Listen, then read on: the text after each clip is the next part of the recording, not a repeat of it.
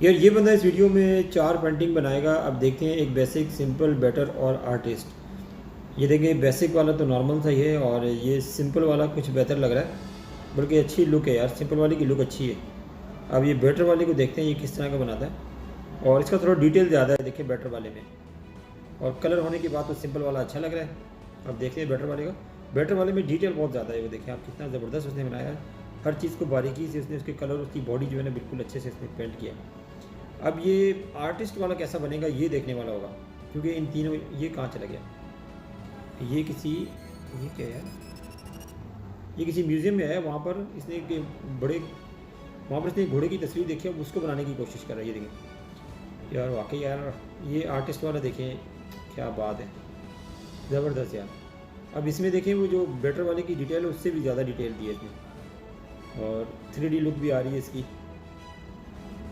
यही होना था बिल्कुल। देखें आप, वैसे एक सिंपल, बेटर और फिर आर्टिस्ट, तो वाकई कमाल का होना था, ज़बरदस्त।